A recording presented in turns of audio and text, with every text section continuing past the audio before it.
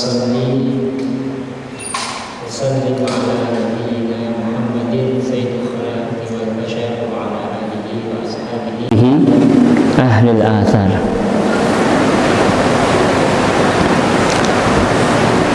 قال الله تعالى في كتابه الكريم: أعوذ بالله من الشيطان الرجيم، بسم الله الرحمن الرحيم. قل بفضل الله وبرحمته فبذلك فليفرحوا هو خير مما يجمعون. Sadaqallahul azim. Amma ba'du. Hadirin hadirat salat jamaah salat zuhur yang saya muliakan karena Allah. Alhamdulillah, Allah masih memberi kita nikmat iman, nikmat sehat dan waktu luang sehingga kita masih diberi rezeki oleh Allah bisa bermajelis pada siang hari ini. Semoga Allah berkenan menerima seluruh amal ibadah kita. Amin. Allahumma amin. Salam serta salam semoga dilimpahkan bagi baginda Nabi Muhammad sallallahu alaihi wasallam, keluarga, sahabat, tabi'in, dan tabi'in hingga hari kiamat kelak. Mari kita mulai dengan bacaan suratul Fatihah. A'udzu billahi minasyaitonir rajim. Bismillahirrahmanirrahim. Alhamdulillahirabbil alamin arrahman. Iyyaka na'budu wa iyyaka nasta'in. Ihdinas siratal mustaqim. Siratal ladzina an'amta 'alaihim ghairil maghdubi 'alaihim waladdallin. Amin. Bapak-bapak, ibu-ibu, ini kali ini kita ngaji, biasanya ngikut ngaji kitab takrib, tapi khusus ini sesi ini kita ngaji tentang masih berkaitan dengan fikih Islam, yaitu fikih ibadah. Kita ambil tentang fikih kurban, ya. Nanti monggo dilanjut dengan tanya jawab bila ada yang belum jelas. Nanti ada beberapa poin yang perlu kami sampaikan terkait tentang ibadah kurban, ya. Mungkin ada yang keliru memahami bagi sebagian kita, maka ini kita ngaji supaya kita faham dan tidak keliru dan tidak salah dalam melakukan ibadah kurban ini. Bapak Ibu yang saya muliakan karena Allah, jadi ibadah kurban ini, ibadah kurban adalah ibadah yang setiap tahun kita mengulang seperti mana ibadah lainnya, di mana kita mengikuti sunnahnya Nabi Ibrahim alaihissalam, yang dimana juga di bulan ini, di bulan Dzulhijjah ini menumpuk semua amal kebaikan. Makanya bulan Dzulhijjah ini menjadi spesial. Ada sholat Idul Adhanya, ada puasa Arafahnya, ada kurbannya, dan ada lagi yang paling puncak itu haji. Haji yang sekarang saudara kita sedang ditunaikan di tanah suci. Kita doakan semoga saudara-saudara kita yang sedang haji menjadi haji yang mabrur. Amin. Allahumma amin. Nah, malam-malamnya juga menjadi spesial, hari-harinya juga spesial. Hari ini pun kita sedang berpuasa, insya Allah, puasa Arafah. Puasa yang fadilahnya menghapuskan dosa-dosa kecil 2 tahun, dosa tahun kemarin dan dosa yang akan datang. Dan para ulama memberikan pendapat bahwa orang yang istiqomah puasa Arafah, fa insya Allah wafatnya husnul khotimah. Kenapa? Karena setiap tahun dia rutin puasa Arafah. Kalau tahun ini kita puasa Arafah, tahun yang kemarin insya Allah diampuni, tahun yang akan datang juga diampuni. Maksudnya apa? Orang yang berpuasa Arafah itu diperkecil kemungkinan maksiatnya, diperkecil. Bukan kemudian diampuni dosanya lantas kemudian kita jadi bebas maksiat, tidak. Tapi peluang untuk maksiatnya diperkecil. Nah, kalau kita meninggal tahun depan, barangkali Pak Gi, sudah insya Allah terampuni dengan ibadah puasa tahun ini. Demikian seterusnya. Makanya orang yang puasa Arafah rutin itu insya Allah dapat rezeki husnul khotimah. Dan nanti malam 10, alhamdulillah tahun ini kita barengan malam 10 Dzulhijjah. Dalam hadis riwayat Imam At-Tirmidzi, man ahyaha, siapa yang menghidupkan malam 10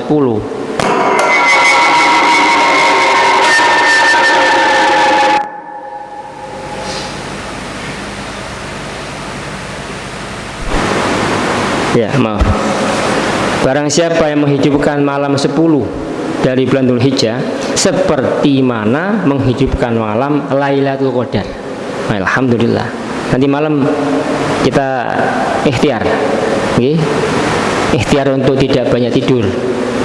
Kalau 10 hari terakhir 10 hari terakhir Ramadan itu Lailatul Qadarnya itu tidak pasti. Kalau ini sudah ditentukan nanti malam seperti mana orang ibadah di malam Lailatul Qadar. Ya, makanya nanti malam insya Allah kita rodok melean. Rodok melean maksudnya tidur dulu pada isya, habis itu bangun untuk tahajud, hajat dan lain sebagainya. Insya Allah, semoga Allah mudahkan. Amin. Nah, besok untuk orang yang akan beribadah kurban, ini mazhab Syafi'i, ini mazhab Syafi'i. Ada mazhab itu beda-beda hukumnya. Kalau mazhab Hanafi, kurban itu hukumnya wajib bagi yang mampu. Bagi yang mampu hukumnya wajib. Hanafi. Kemudian mazhab Hambali hukumnya sunnah muakkad. Sama dengan mazhab Syafi'i, sunnah muakkad. Nah, di sini ada tambahan sini, sunnah kifayah. Di mazhab Syafi'i juga ada istilahnya sunnah kifayah. Mungkin dengan pernah dengar ada fardu ain, ada fardu kifayah. Nah, kurban itu hakikatnya di mazhab Syafi'i itu adalah sunnahnya sunnah kifayah. Maksudnya apa? Satu rumah dari tiap rumah muslim itu mestinya nyembelih hewan kurban. Satu rumahnya itu, satu rumah satu hewan kurban, dan itu berlaku untuk semua anggota keluarga, ya bapaknya, ya ibunya, ya anaknya, mungkin 2, 3 atau 4. Itu sunnahnya setiap orang itu kurban. Satu orang satu hewan kurban. Nah, ketika ada satu orang yang kemudian mengeluarkan dana membeli hewan kurban, maka sunnah ini di-cover oleh satu orang tadi itu. Begitu, Pak. Jadi sunnah kurban itu di-cover oleh, misalkan jenengan yang sebagai kepala keluarga yang keluar uang untuk beli kurban. Jenengan beli kurban, nanti itu mengangkat sunnahnya anak kurban di-cover sama jenengan. Sunnahnya istri kurban di cover sama jenengan. Itu namanya sunnah kifayah. Nah, ada sunnah ain. Sunnah ain ya seperti kita sholat sunnah ini, sholat sunnah qobliyah, itu setiap kepala. Tapi kalau sunnah kifayah itu berlaku kolektif. Kalau ada satu orang menjalankan itu sudah di cover semua oleh yang satu orang ini. Ya. Nah, sekarang yang sering kita lihat, kita simak adalah bagaimana hukumnya kalau misalkan satu keluarga satu kambing, kan begitu. Sering ini viral sekali di medsos ini. Ada Ustadz Adi Hidayat, ada Ustadz lain. Beliau berpendapat boleh satu hewan kurban untuk satu keluarga. Nah, di hadis lain dari riwayat Sayyidah Aisyah itu satu kambing untuk satu orang. Nah, di sini letak kemudian para ulama beristihad untuk mengkompromikan hadis ini. Nah, maka kita lihat sini. Pendapat pertama, pahala kurban hanya bagi yang kurban saja. Berarti kalau bapak yang keluar uang, bapak tok dapat pahala. Begitu. Kecuali jika yang kurban berniat untuk menyertakan pahala bagi seluruh anggota keluarga. Jadi kalau bapak kemudian menyertakan niat untuk menyertakan pahala, pahala itu disekutukan, diserikatkan di urunan Pak, urunan pahala maksudnya. Oke. Dan pertama, pendapat kedua, seluruh anggota keluarga sudah mendapat pahala kurban, walaupun orang yang kurban tidak ada niat menyertakan pahala. Ada dua tinjauannya itu. Maka untuk mempertemukan dan mengkompromikan dua pendapat ini, jalan paling aman adalah kurban itu, yang beli kurban itu nyembelihnya untuk dirinya. Setelah nyembelih, kemudian dia niatkan pahalanya untuk seluruh anggota keluarganya. Nah, itu paling aman, Pak. Paling aman ini. Jadi nyembelihnya bapak nyembelih piyambak sendiri. Setelah nyembelih, pahalanya diserikatkan dengan seluruh anggota keluarga. Artinya istri juga dapat, anak juga dapat. Ini dalam mazhab Syafi'i. Satu kambing. Yang sudah kita tahu, bagaimana kalau misalkan ini referensinya Pak ya, di kitab-kitabnya ini. Bagaimana kalau satu sapi, sudah kita lazim tahu, satu sapi maksimal untuk 7 orang. Mayoritas mazhab Syafi'i, Hanafi, Hambali boleh satu sapi atau unta untuk 7 orang atau 7 keluarga. Tetapi mazhab Maliki beda, Pak. Mazhab Maliki itu beda. Mazhab Maliki berpendapat bahwa orang yang patungan hewan kurban sapi 7 orang tidak sah. Nah, ini mazhab Maliki. Ini jenengan agak kaget nih. Kok nggak sah, ini gimana? Nah, ini dia. Memang mazhab Maliki ini punya metodologi istinbat hukum yang berbeda. Kalau beliau berpendapat bahwa orang yang patungan kurban beli sapi 2 orang, 3 orang, 4 orang, 5 orang sampai 7 orang, kurbannya tidak sah. Mengapa kok begitu? Karena metodologi ijtihad hukumnya berbeda. Satu alasannya, hadis tentang berserikat dalam membeli 1 ekor sapi itu dalam konteks haji. Orang yang kena dam atau hadiyu, Pak ya, di tanah suci sekarang ini, kalau mereka kena dam atau apa, mereka sulit, Pak, kalau satu-satu. Nah, untuk diberi kemudahan, mereka berserikat untuk 7 orang 1 sapi. Jadi konteksnya khusus saat haji sekarang ini. Tetapi kalau di luar haji, hadis itu tidak berlaku menurut Imam Malik rahimahullah. Nah, alasan kedua, bahwa amalan penduduk kota Madinah tidak pernah mencatat sejarah atau kisah riwayat bahwa orang Madinah itu pernah bersekutu urunan beli sapi atau onta 7 orang. Tidak pernah. Di masa Imam Malik saat beliau hidup di Madinah. Karena Imam Malik tidak pernah keluar dari Madinah, Pak. Imam Malik itu selalu di Madinah, lahir sampai meninggal di Madinah, tidak pernah keluar dari Madinah. Loh, kenapa alasannya, Pak? Kok bisa jadi amalannya kota Madinah, amalan penduduk kota Madinah menjadi dalil? Karena begini, Rasulullah itu hidup di Madinah dan meninggal di Madinah. Kalau memang Rasulullah SAW pernah berserikat beli kambing 7, beli sapi urunan 7, maka sahabat Nabi pasti pernah ngamalkan. Dan generasi terusnya pasti juga akan mengamalkan. Demikian seterusnya. Sementara Imam Malik itu lahir di tahun 94 Hijriah. Dan Imam Malik waktu lahir itu tidak pernah menemukan ada orang urunan 7 orang untuk satu ekor sapi. Ini pendapat Imam Malik, Bapak-bapak. Bukan mayoritas. Mayoritas membolehkan. Berarti bagaimana ini bagi Ustadz? Silahkan ambil yang mayoritas. Artinya boleh 1 sapi 7 orang atau 7 keluarga. Nah, itu. Ini yang saya sampaikan, waktu terbatas. Yang sering kali krusial, yang sering kali kita salah. Itu yang tentang ibadah kurban. Berikutnya, ada beberapa sisi yang kadang kita keliru atau kurang paham. kurban untuk mayit. Nah, nggih, kurban untuk mayit. Apa hukumnya? Almarhum. Mungkin kita mau kurban untuk bapak atau ibu kita sudah almarhum. Apa hukumnya? Imam Syafi'i dua pendapat. Pendapat pertama, tidak boleh, tidak sah kurbannya, kecuali kalau si mayit dulu pernah wasiat. Nanti kalau saya mati, tolong kurbankan.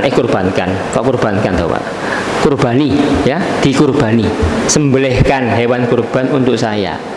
Kalau si almarhum ini berwasiat, boleh. Pendapat kedua, tidak perlu wasiat. Tidak perlu wasiat. Silahkan. Nanti babnya masuk kepada bab sedekah atas nama mayit. Nah, pendapat mana yang jenengan ikuti? Monggo, saya persilakan. Kalau jenengan mau, saya mau Ustaz, yang boleh. Bapak saya dulu nggak pernah wasiat. Ya tidak apa-apa, silakan.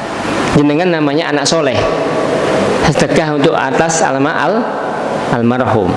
Nah, dagingnya ini bapak-bapak yang perlu kita kasih garis bawah. Di mazhab Syafi'i, daging dari hewan kurban yang atas nama mayit itu jangan dimakan sama yang kurban, sama jenengan anaknya. Mengapa? Karena jenengan tidak bisa tanya sama yang mayit itu, sudah meninggal. Boleh nggak Pak untuk yang saya makan? Nggak bisa tanya. Maka menurut mazhab Syafi'i, kalau orang yang kurban untuk atas nama mayit, dagingnya serahkan semua ke fakir miskin, habiskan semua. Untuk hadiah orang kaya tidak boleh, sudah kasihkan semua ke fakir miskin. Biasanya kan begini, kalau jenengan nyembelih hewan kurban kan sepertiga, betul ya? Sepertiga jenengan makan sendiri, sepertiga jenengan hadiahkan. Hadiah itu maknanya akad untuk orang kaya. Orang kaya boleh makan daging kurban, boleh. Namanya hadiah akadnya. Untuk orang miskin namanya sedekah. Nah, ini kalau kurbannya kurban sunnah, non untuk mayit, non kurban wajib alias kurban nazar. Kurban nazar apa contohnya Pak Ustadz? Begini, misalkan sampean begini, saya kalau nanti bisa naik jabatan, saya tak nyembelih kambing. Nah, maka jenengan itu namanya kurbannya kurban nazar. Kurban nazar itu wajib, kurban wajib yang dagingnya tidak boleh jenengan makan. Semua kasihkan untuk fakir miskin. Nah, susahnya itu kalau jenengan nyembelih hewan kurban begini yang nazar untuk mayit, jenengan serahkan sama panitia masjid. Kira-kira panitia ngopeni nggak gini-gini ini? Ngatasi nggak? Sulit Pak. Kalau panitia umum nggak akan ngurusi yang terlalu detail begini. Maka saran saya, kalau jenengan memang kurban nazar atau kurban untuk mayit, jenengan piyambak yang nyembelih, nyeseti, motong dan bagi. Nah, sudah, itu paling aman. Paling aman. Ya, ini di mazhab Syafi'i. Bagaimana Ustaz? Yang sering tanya ini, sering kali berulang. Apa hukumnya kurban sekalian akikoh? Nah, ya, kurban sekalian akikoh. Nah, ini biasa sering kali muncul. Setiap kali saya sampaikan, nah, dua pendapat lagi. Jangan boleh milih ya. Menurut Al-Imam Ibnu Hajar Al-Haytami, orang yang kurban sekaligus niat akikoh, maka ibadah niat dua ibadah ini tidak sah semua, rusak. Kambingnya satu atau dua, karena laki-laki dua gitu. Kalau jenengan kurban sekaligus niat akikoh, maka itu rusak, tidak sah. Akikohnya tidak sah, kurbannya tidak sah. Menurut Imam Ibnu Hajar Al-Haytami. Tetapi menurut Imam Syamsuddin Ar-Romli sah. Sah, kurbannya sah, akikohnya sah. Pilih mana? Pilih mana? Sah. Pilih singkat. Ya nggak apa-apa memang. Bagi kita orang awam itu pilih yang muda, tidak apa-apa Pak, tidak apa-apa. Ini bukan tercela, enggak, karena orang awam memang diberi pilihan, pilih yang muda.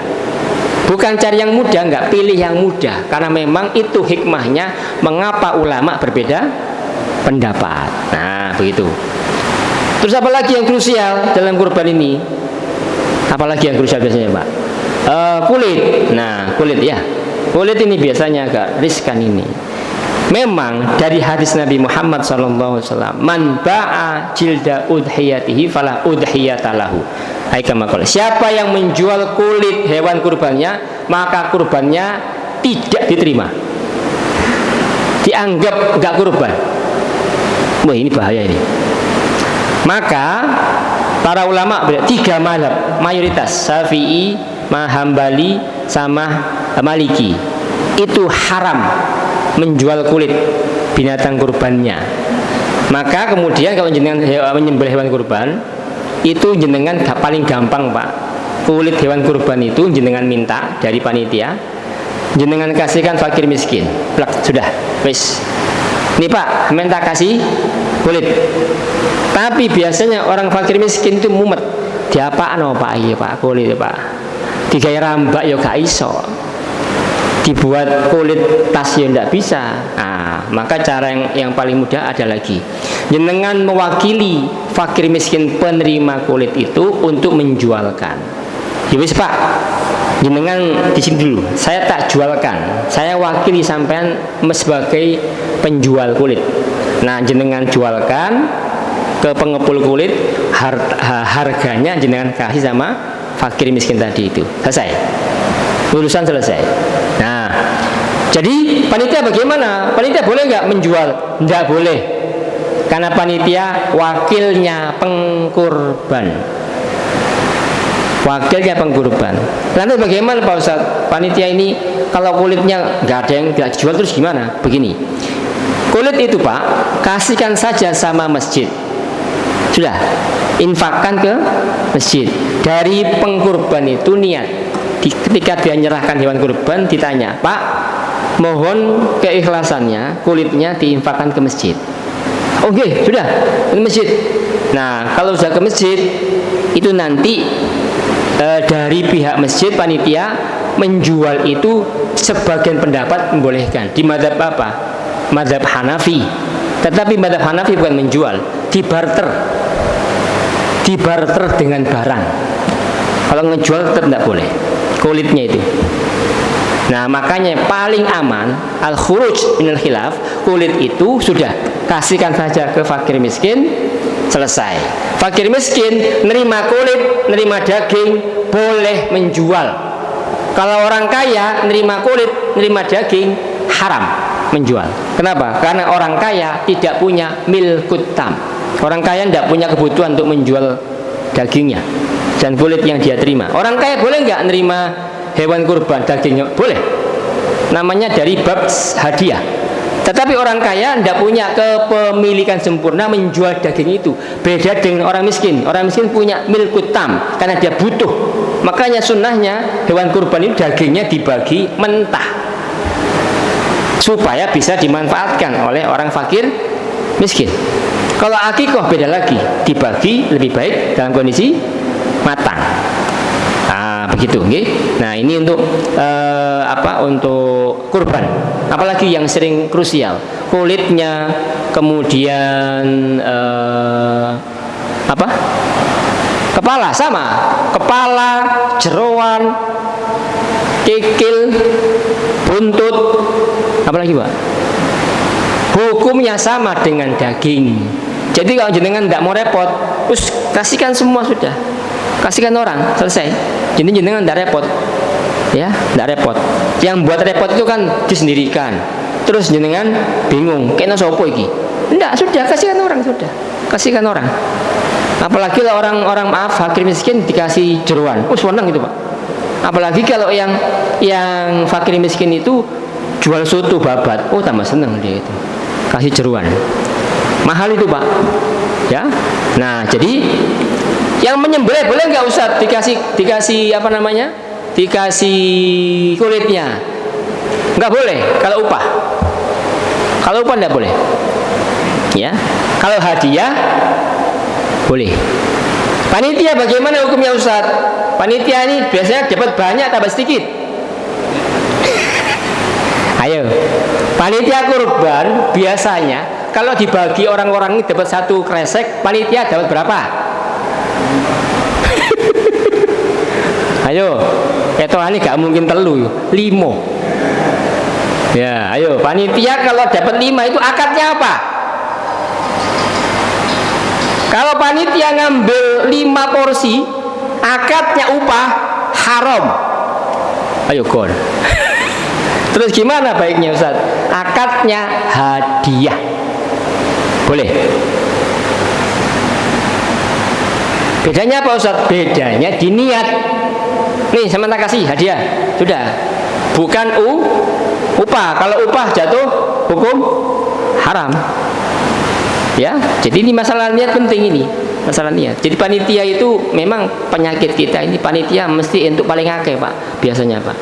Nah kalau panitia ngambil paling banyak niatnya, aku itu sing motong ya, aku sing nguliti, mosok untuk siji rek. Nah berarti ini akadnya apa ini? Apa akad ini? Upah haram. Karena memang di dalam kurban tidak ada amil Pak, tidak ada. Kalau zakat fitrah itu ada amil. Kalau kurban tidak ada amil kurban tidak ada. Panitia nggak berhak dapat bagian dari hewan kurban. Karena memang aslinya hewan kurban itu jenengan piyambak yang nyembelih. 1 rumah 1 hewan, 1 rumah 1 hewan. Aslinya begitu. Jenengan di Timur Tengah begitu sudah. Semua gitu. 1 rumah 1 hewan. Di Indonesia diorganisir oleh panitia. Nah ini rumitnya. Di sini rumitnya, ya. Akhirnya ada panitia. Alhamdulillah. Khusus dia kurban jamaah masjid paling banyak, Pak. Betul nggak, Pak? Betul nggak? Khusus kurban itu jamaah masjid full. Sehingga tahu nama masjid ketok, Pak. Betul? Ketok kabeh. Kenapa? Ono daging soalnya. Nah, ya. Nggak apa-apa itu namanya rioyo daging, ya. Nah, jadi ini terakhir saya tambahkan dikit. Lebih afdol mana Ustaz? Satu kambing, 1 sapi sama 7 kambing. Afdol 1 sapi apa 7 kambing? 1 sapi kan 7 orang. Atau orang ini beli 1 orang 1 kambing, berarti dapat 7 kambing sama 1 sapi. Afdol mana? Afdol 7 kambing. Loh, kok gitu Ustaz? Kan banyak daging sapi. Oh iya, ini masalahnya bukan rioyo daging, ini rioyo nyembelih.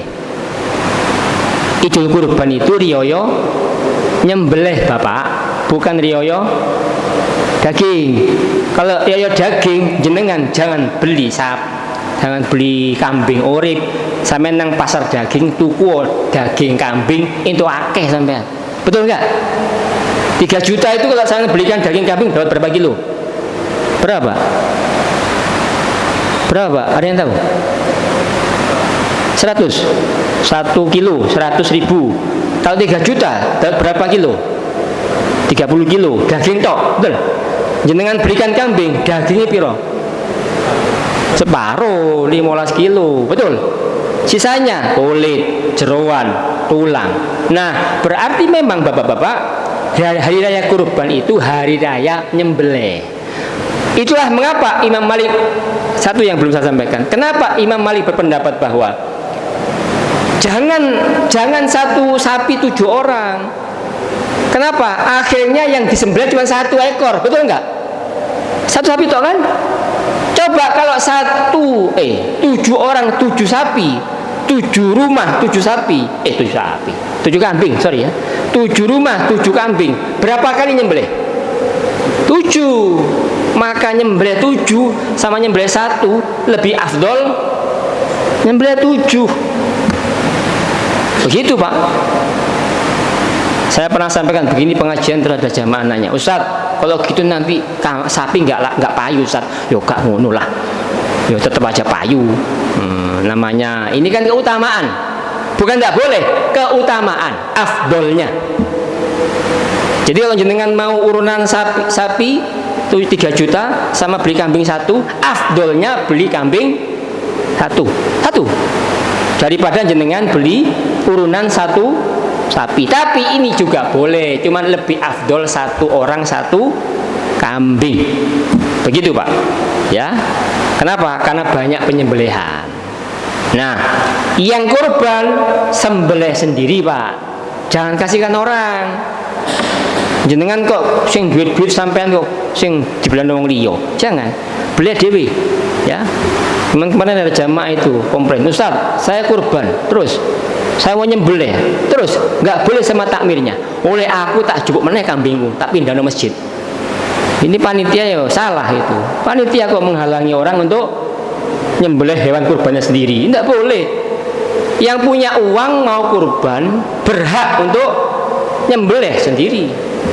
Panitia itu hanya titipi. Nah, begitu. Monggo silakan. Yang mau nanya? Ya silakan. Pak Haji.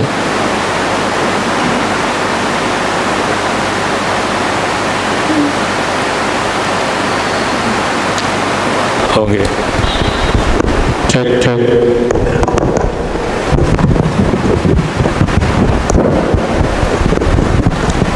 Terima kasih Ustaz. Iya. Beberapa hal kami mohon konfirmasi saja. Yang pertama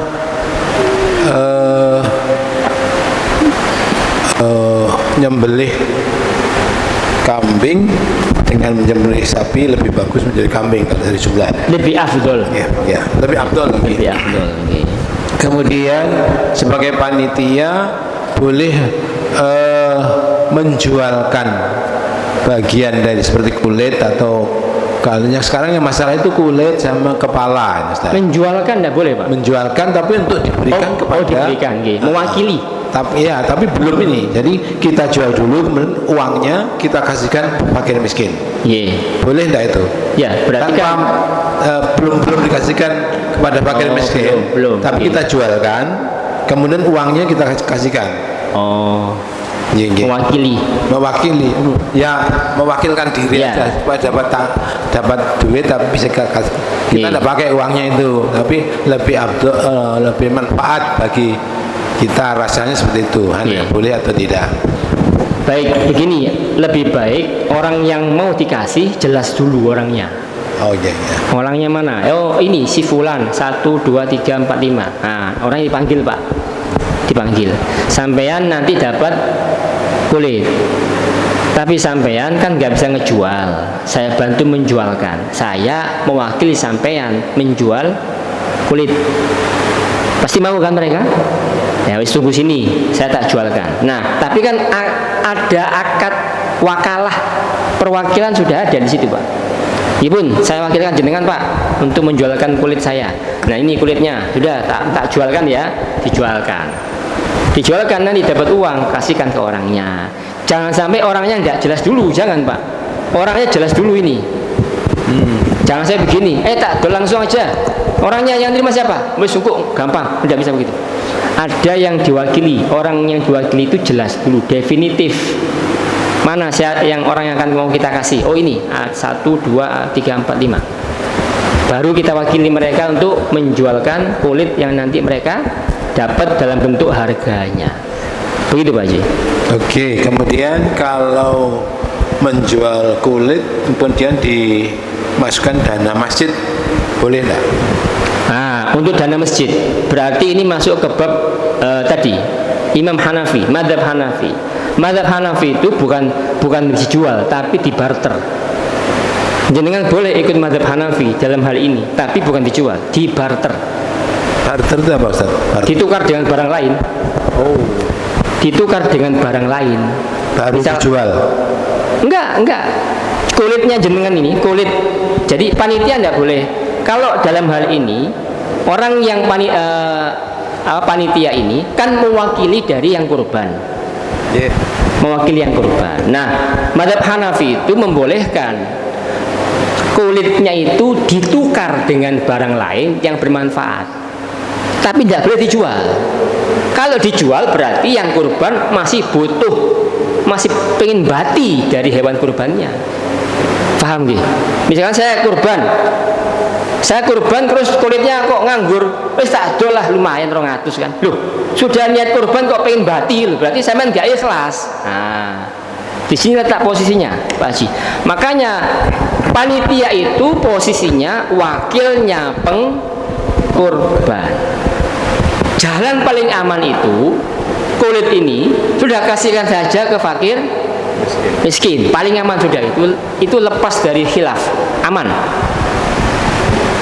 Aman terkendali maksudnya, ya tidak bukan di tepi jurang, bukan, itu aman sekali.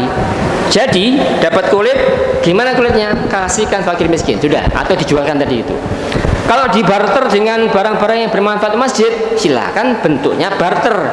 Misalkan kulitnya numpuk ini sama pihak takmir, ya, di barter dengan apa? Mungkin keramik masjid, tapi nggak dijual. Sama penjual keramik itu, yes Pak, aku tak terima kulit sampean, tak kasih keramik. Itu namanya barter, Pak. Dibantah lagi sama madhab Syafi'i, madhab Maliki, madhab Hamiyah Maliki. Tidak bisa, barter itu sama dengan jual beli. Itulah khilaf di antara para ulama. Kita sebagai orang awam silakan milih mana pendapat yang realistis untuk kita amalkan. Silakan, jenengan mau barter dengan tadi, silakan. Jenengan ikut mazhab Hanafi, tapi nggak boleh dijual, di barter. Tetapi hukum kurbannya jadi hukum wajib bagi yang mampu. Itu konsekuensinya. Gimana? Oke Ustaz. Ini tadi yang masih belum jelas. Kalau kita panitia itu dan melaksanakan tugas dari pengorban, gitu. Ya, wakilnya ya. Kemudian si pengorban menyerahkan kulitnya kepada, terserah mau apa, kepada panitia, atau kulitnya itu sampaikan itu kulitnya untuk masjid. Itu boleh enggak itu? Ya boleh. Memang saya jangan tanya, pastikan aja saat pendaftaran penyerahan hewan kurban lebih baik ada formulir. Pak, ini hewan kurbannya kulitnya diapakan? Gimana Pak? Mungkin dia nggak tahu. Gimana kalau jenengan infakkan ke masjid? Ya sudah, monggo infak ke masjid. Nah, masalahnya masjid menjual itu boleh apa enggak? Masalahnya karena masjid bukan fakir miskin. Kalau masjid fakir miskin boleh menjual. Kenapa? Karena dia punya kuasa penuh untuk kulit itu, atau bahkan jangankan kulit, daging pun boleh. Orang fakir miskin itu nerima daging dijual lagi itu boleh. Orang kaya tidak boleh. Sekarang bagaimana hukumnya kalau masjid yang menjual? Wallahu alam. Saya belum bisa jawab. Belum bisa jawab. Nanti saya jawab, saya japri. Japri mawon. Ya, saya japri nyusul. Sudah buat besok ini. Satu lagi, kalau panitia meminta honor, boleh enggak? Panitia minta upah. Boleh. Memang itu jasa. Boleh. Masalahnya dananya ada apa enggak? Diada-adakan. Nah makanya begini Pak, ini perlu mengedukasi masyarakat. Kadang masyarakat itu umat itu membawa hewan kurban ke masjid. Ini Pak, saya bawa kambing mau kurban. Oh iya, panitia yang ngerti kan begini. Ya Pak, terima kasih Pak kambingnya. Operasional Pak, ada biaya operasional. Nah orang itu yang kurban kadang nggak mau. Saya ini udah bawa kambing kok diminta uang lagi. Loh terus gimana Pak? Ya nggak pakai uang. Loh terus yang nyembelih siapa Pak? Disampaikan. Terus beli uang esnya, uang plastiknya dari mana Pak? Embuh. Ini namanya yang kurban yang nggak paham. Ini pengkurban nggak paham. Dia maunya bawa kurban hidup ke panitia, terus gak dikasih apa-apa panitianya. Panitianya apa? Nggak butuh makan, nggak butuh minum, nggak butuh plastik, nggak butuh pisau, kan butuh. Makanya masyarakat perlu diedukasi bahwa setiap kali jenengan mau kurban, berikan biaya operasional. Untuk apa? Ya tadi itu jagalnya, plastiknya, distribusinya, termasuk tadi upah tadi itu. Dari mana? Dari biaya operasional. Makanya kalau sapi itu sekarang sekitar 23 atau 25 juta gitu. Atau satu orang misalkan urunan 3,5 juta, betul? Rata-rata. Itu biasanya sapinya harga 3 juta. 500-nya untuk operasional. Berarti satu sapi operasionalnya berapa? 3.500.000. Betul? Nah, sapinya harga 21. Ini anggap saja perumpamaan. Nah, 3.500.000 itu operasional untuk ngasih upah panitia, ngasih makan panitia, nggih. Beli plastik, distribusi, itu semua butuh uang semua. Begitu Pak, silakan dibebankan kepada orang. Nah masalahnya orang kurban itu kadang nggak mau. Enggak Pak, saya nggak mau dibebani uang lagi. Kalau enggak tak pindah masjid aja. Pindah lain. Pindah masjid dia. Takmirnya takut kehilangan kambing juga. Akhirnya diterima. Bingung panitia. Ini duitnya kok di operasional ya. Akhirnya ngambil dari masjid, betul? Ya begitu. Ya enggak dosa sih, cuman keliru gitu aja. Akhirnya panitia tekor untuk operasional. Jadi yang paling baik yang kurban dimintai biaya operasional. Loh, emangnya ada? Nabi begitu kok. Nabi itu menyembelih 70 unta itu tidak pernah tidak pernah minta jagalnya dikasih dari uangnya Nabi. Bukan kulitnya onta dijual. Wis Pak, iki kulit dolen nih, kayak sampean. Enggak boleh. Enggak boleh. Yang jagal tidak boleh dapat bagian apapun dari hewan itu sebagai upah. Kalau hadiah boleh. Kalau si jagal ini fakir miskin dapat atas nama sedekah. Bukan upah. Iya. Bukan upah. Kalau upah tidak boleh. Upah jagal nggak boleh. Loh, kalau dari bagian hewan yang disembelih tidak boleh. Dari operasional berarti. Operasionalnya sendirikan. Artinya begini, jagal itu tidak boleh digaji, diupah dari bagian hewan kurban itu. Harus ada biaya luar, namanya biaya operasional. Loh, kalau orang jagalnya miskin Pak Ustadz, ya dapat, tidak apa-apa. Tapi akadnya sedekah, betul? Atau hadiah, boleh. Kalau upah, tidak boleh. Nggih, bisa dipahami nggih? Upah sama sedekah. Jadi kembali lagi, kulit boleh dibelikan kepada jagal sebagai hadiah. Boleh nggih? Iya boleh, tapi nggak boleh begini Pak. Sampean kan biasanya satu sapi kan 1 juta. Sampean tak kayak kulit yo. Engko kami tak kayak 500 saya. Podo wae. Tapi sampean ngakali jenenge. Betul nggak? 500 sih sakjane 1 juta. Wis sampean gak tak 1 juta, sampean tak kayak kulit. Ini sama saja, kulit itu 500.000 dewi itu. Namanya upah, tidak boleh. Jadi sudah kasihkan. Begitu Pak Haji. Yang lain ada? Oke, silakan.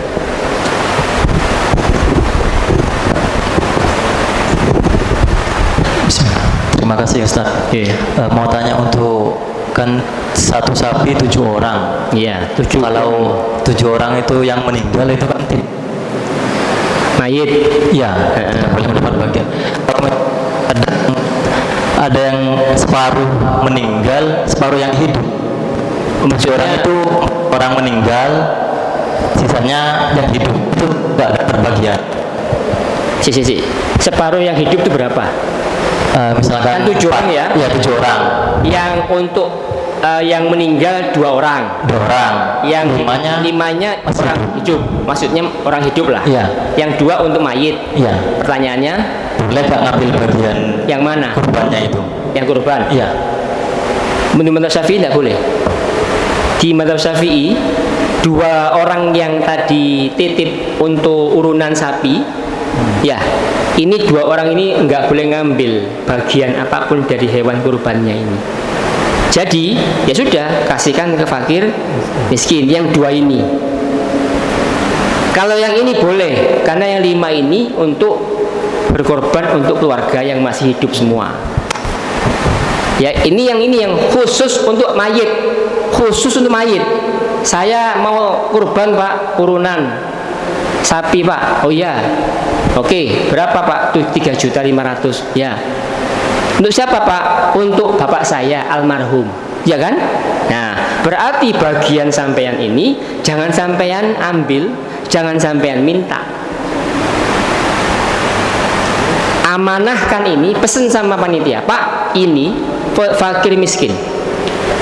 Semua untuk fakir miskin. Jatah saya yang daging bagi 7 itu, 1/7-nya itu Anda ambil semua, kasihkan ke fakir miskin. Nggak bisa untuk hadiah orang kaya, nggak boleh. Makanya agak rumit toh, agak rumit. Makanya kalau orang yang 1/7 itu lebih aman, bentuk rupakan kambing, sembelih sendiri, wis semuanya kasihkan fakir miskin, habis, dah, aman. Itu paling aman. Kalau jenengan campur sama yang 7 orang ini, susah baginya, betul? Baginya susah. Jadi untuk mayit, ya, untuk mayit, begitu. Nah 7 orang ini, nah ini ada mungkin yang belum tahu. 7 orang ini Pak, urunan ini boleh, enggak semua untuk kurban boleh. Misalkan ya, 7 orang ini, yang 4 memang mau kurban, yang 1 aku mau syukuran Pak, syukuran makan daging sapi, enggak kurban. Terus yang 2 saya mau buat apa? Buat selamatan. Berarti 7 orang, 7 motif, 7 niat, paham ya? 7 niat, boleh, boleh, boleh, boleh. Enggak harus 7-7-nya untuk kurban, enggak. Mungkin yang 1, yang 5 kurban, yang 1 Pak, aku pengen bakar daging sapi, kurban, enggak. Enggak apa-apa, sah. Kalau apa-apa. bukan urunan. Hah? Kalau misalkan bukan urunan, ditanggung 1 orang, cuma 5-nya itu orang meninggal, 2-nya yang masih hidup. Oke. Yang bayar 1 orang. 1 orang banyak. 1 orang, 5-nya untuk mayit Meninggal ya, untuk mbah-mbahnya. Yang Yang 2 2-nya untuk yang masih hidup, ya masih hidup. keluarga yang hidup. Keluarga, ya. Ya berarti daging ini mesti dipresisi dibagi 7. Bagi 7. Dagingnya berapa? 100, misalnya sapi kan 110, 120 kilo. Sampai bagi 7, 120 kilo ini. Bagi 7, wis. Yang 5, berarti berapa itu? Berapa satu bagian? Mbak, 110 bagi 7 berapa Pak? 15 ada? Ada 15? 15. 70. Ya, 15. 15 kilo itu kali 5. Berapa? 75. 75 kilo ini kasih fakir miskin. Plok, sudah. Dah. Yang 2 porsinya silakan. Nah, begitu. Ini madzhab Syafi'i ya. Madzhab Saleh, madzhab saya belum tahu. Barangkali boleh. Saya belum tahu. Saya belum tahu. Tapi madzhab Syafi'i begitu. Kenapa? Karena orang yang kurban untuk mayit tidak bisa tanya sama si mayit, Pak, boleh nggak tak makan? Mau mati orang. Orang sudah meninggal. Nah, begitu ya. Nah, kecuali begini, saya tak nyembelih Pak, mewakili satu keluarga, saya nyembelih, nanti pahala nyembelih ini tak kasihkan ke istri saya, anak saya, termasuk bapak saya yang meninggal. Boleh nggak itu? Boleh. Dagingnya boleh dimakan? Boleh. Tapi kalau 1 kambing khusus untuk mayit, itu masalahnya. Jadi untuk semua, untuk fakir miskin, begitu. Bisa dipahami? Oke, cukup. Ada lagi?